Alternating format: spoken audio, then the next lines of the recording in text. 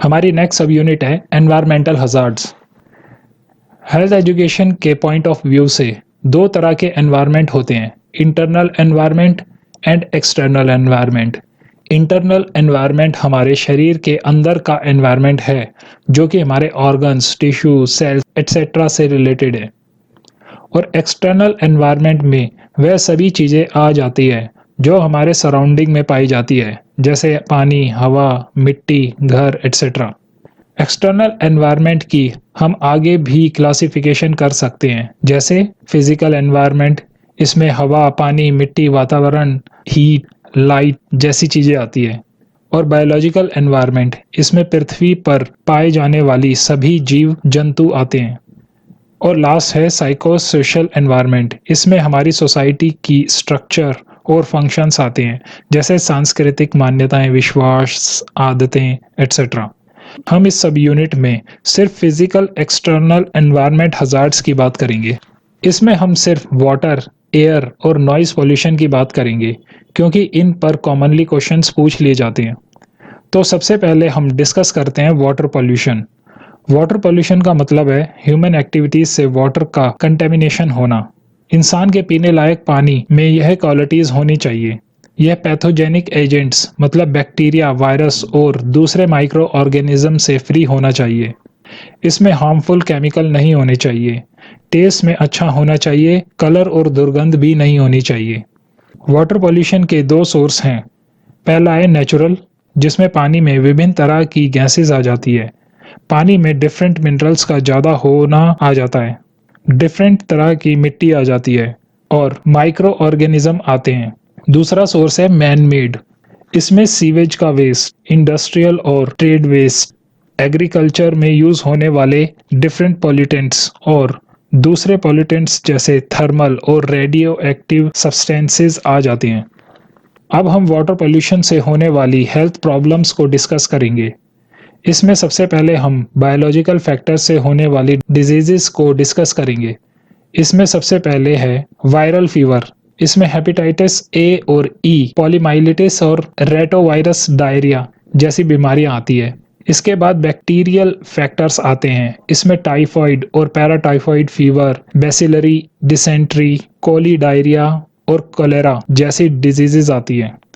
फिर प्रोटोजोआ, जिसमें एमोबाइसिस, गियार्डाइसिस जैसी प्रॉब्लम्स आती है। हेलमिंथिक से राउंड वॉर्म, थ्रेड वॉर्म और हाइडेटेड डिजीजेस आती है। और लेप्टोस्पाइरल से व्हील्स डिजीज होती है। अब आते हैं केमिकल से होने वाली डिजीजेस। इसमें डेंटल हेल्थ, इन्फेंट में साइनोसिस और कार्डियोवैस्कुलर डिजीज जैसी प्रॉब्लम्स आती है। इसके बाद वेरियस ऑर्गेनिक डस्ट से होने वाली डिजीजेज हैं। ऑर्गेनिक डस्ट जैसे केन फाइबर जिसमें बेगोसोसिस होता है, कॉटन डस्ट जिसमें बाइसिनोसिस होता है, टोबैको डस्ट जिसमें टैबोकोसिस होता है, एंड हे और ग्रेन डस्ट जिसमें फार्मर लंग जैसी प्रॉब्लम्स होती है। अब हम पानी के प्योरिफिकेशन के तरीकों को समझेंगे। पानी का प्योरिफिकेशन दो तरीकों से होता है, लार्ज स्केल और स्मॉल स्केल। हम पहले water purification on large scale को डिस्कस करते हैं। लार्ज स्केल पर पानी को 3 स्टेजेस पर प्योरीफाई किया जाता है। पहला स्टेज है स्टोरेज, दूसरा है फिल्ट्रेशन और लास्ट है डिसइंफेक्शन। फर्स्ट स्टेज स्टोरेज है। इस स्टेज पर पानी को किसी नेचुरल या मैन मेड रिजर्वायर में स्टोर किया जाता है। यहाँ एक नेचुरल प्योरिफिकेशन प्रोसेस होता है जिसमें कई तरह के पॉल्यूटेंट्स खुद ही पानी से अलग हो जाते हैं। 90% ऑफ सस्पेंडेड मटेरियल्स 24 घंटे के अंदर अंदर पानी में नीचे बैठ जाता है। 10 से 15 दिन में पानी में मौजूद बैक्टीरिया काफ़ी नीचे गिर जाता है। इसके बाद सेकंड स्टेज फिल्ट्रेशन का काम शुरू होता है। फिल्ट्रेशन दो तरीकों से होता है। पहला है स्लो सैंड फिल्ट्रेशन, जिसे बायोलॉजिकल फिल्ट्रेशन भी कहते हैं। इसमें पानी सैंड में से रिसता हुआ नीचे जाता है और कई तरह की इम्प्योरिटीज सैंड में ही रह जाती है। दूसरा है रैपिड सैंड फिल्ट्रेशन, जिसे मैकेनिकल फिल्ट्रेशन भी कहते हैं। इसमें पानी को ऊपर से प्रेशर देकर नीचे सैंड में से निकाला जाता है। और लास्ट स्टेज जो कि डिसइंफेक्शन है, इसमें पानी में अदर हार्मफुल एजेंट्स और माइक्रो ऑर्गेनिज्म को खत्म किया जाता है। इसके लिए पानी को क्लोरोनाइज्ड किया जाता है। इसके अलावा ओजोनाइजेशन एक टेक्निक है जिससे पानी में मौजूद इन्फेक्शंस को खत्म किया जाता है। अल्ट्रावायलेट रेडिएशन से भी पानी को डिसइंफेक्ट किया जाता है। इसके बाद वाटर को स्मॉल स्केल पर प्योरीफाई करने के तरीके आते हैं। इसमें सबसे पहले घर पर ही पानी को प्योरीफाई के तरीके बताए जाते हैं, जैसे पानी को उबालकर पीना, केमिकल से डिसइंफेक्शन करना जिसमें ब्लीचिंग पाउडर का use, chlorine solution, chlorine tablets, iodine, filtration के लिए वेरियस मशीन्स लगाना जैसे आरओ वाटर प्योरीफायर एटसेट्रा। कुएं के पानी को डिसइंफेक्ट करने के लिए ब्लीचिंग पाउडर का यूज़ किया जाता है। अब हम एयर पोल्यूशन की बात करेंगे, जो कि हमारे एनवायरनमेंट का नेक्स्ट फैक्टर है। एयर पोल्यूशन का मतलब है एयर में हार्मफुल सब्सटेंसेस जैसे कि गैसेस, पार्टिकुलेट मैटर और अदर सब्सटेंसेस की प्रेजेंस। इसमें हम पहले एयर पोल्यूशन के सोर्सेज की बात करते हैं। ऑटोमोबाइल हमारे एनवायरनमेंट की एयर को सबसे ज़्यादा पोल्यूट करता है। इसमें हाइड्रोकार्बन, कार्बन मोनोऑक्साइड, लेड जैसी खतरनाक गैसेस आती है। इसके बाद है इंडस्ट्रीज, जहां से भारी मात्रा में smoke, sulphur dioxide, nitrogen oxide etcetera जैसी गैसेस आती है। इसके बाद है डोमेस्टिक, मतलब घरों से निकलने वाला पॉल्यूटेंट्स, जिसमें कोयले का जलना, would oil, dust, sulphur dioxide, nitrogen oxide etcetera gases आती है। लास्ट है एग्रीकल्चरल सोर्स। इसमें फसल कट जाने के बाद बाकी बचे घास फूस को जलाना आता है। इसे पराली बर्निंग भी कहते हैं। हमारे एनवायरनमेंट की एयर को पोल्यूट करने वाले कुछ कॉमन एयर पोल्यूटेंट्स कुछ इस तरह से हैं: carbon monoxide, sulphur dioxide, lead, carbon dioxide, hydrocarbon, hydrogen sulphide, ozone और पॉलीन्यूक्लियर एरोमेटिक हाइड्रोकार्बन। यहाँ मोस्ट हार्मफुल गैसेस, उनके सोर्सेज और उससे होने एडवर्स एडवर्स इफेक्ट को हम डिस्कस करेंगे। तो इनमें सबसे पहले है नाइट्रोजन ऑक्साइड, जो कि गाड़ियों, gas stove, heater, would burning आदि जगहों से निकलता है। इससे सांस की प्रॉब्लम, लंग डिजीजेज और लंग कैंसर होना कॉमन है। नेक्स्ट है हाइड्रोकार्बन, जो कि गाड़ियों और सिगरेट स्मोकिंग से निकलता है और इससे लंग कैंसर होता है। इसके बाद ओजोन है, जो कि गाड़ियों और हाई एल्टीट्यूड पर एयरक्राफ्ट से होता है और कॉमनली खांसी, सांस की प्रॉब्लम और एक्सरसाइज परफॉर्मेंस कम करता है। Sulphur dioxide power plant, oil refineries, kerosene heater से निकलती है और अस्थमा, रेस्पिरेटरी डिजीजेज और ज्यादा एक्सपोजर पर डेथ भी हो सकती है। इसके बाद लेड है, जो कि ऑटोमोबाइल से निकलता है और बच्चों में न्यूरोसाइकोलॉजिक से संबंधित परेशानियां उत्पन्न करता है। अब एयर पोल्यूशन को रोकने के तरीकों को जानना जरूरी है।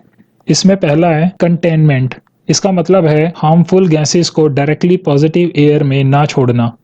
दूसरा है रिप्लेसमेंट। इसका मतलब है एयर को पोल्यूट करने वाले फ्यूल को किसी नई टेक्नोलॉजी से रिप्लेस करना जो कि कम या कोई पोल्यूशन नहीं फैलाती, जैसे डीजल की बजाय सीएनजी का यूज। नेक्स्ट है डाइल्यूशन। इसका मतलब है इंडस्ट्रियल एरिया और रेजिडेंशियल एरिया के बीच में एरिया को ग्रीन रखना। नेक्स्ट है लेगिस्लेशन। इसका मतलब है एयर पोल्यूट करने वालों के खिलाफ कानून बनाना। नेक्स्ट फैक्टर है नॉइज पोल्यूशन। नॉइज पोल्यूशन का मतलब है गलत जगह पर, गलत समय पर गलत आवाज। नॉइज पोल्यूशन के सोर्सेज में आते हैं automobiles, factories, industries, aircraft, loudspeaker, domestic noise जैसे साउंड सिस्टम, रेडियो एटसेट्रा और अदर्स जैसे प्रेशर हॉर्न एटसेट्रा। अगर नॉइज के कंपोनेंट के बारे में बात करें तो नॉइज के दो कंपोनेंट हैं। एक है इंटेंसिटी और लाउडनेस ऑफ नॉइज और दूसरा है फ्रीक्वेंसी ऑफ नॉइज। इस दोनों कंपोनेंट्स से मिलकर साउंड बनता है। इंटेंसिटी की यूनिट डेसिबल होती है। साउंड की नॉर्मल इंटेंसिटी 60 टू 65 डेसिबल होती है। खुसफुसाहट के वक्त यह 20 टू 30 डेसिबल होती है।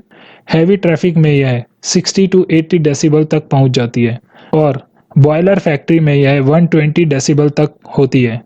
फ्रीक्वेंसी की यूनिट हर्ट्ज होती है। इंसान 20 से लेकर 20,000 हर्ट्ज तक का साउंड ही सुन सकता है।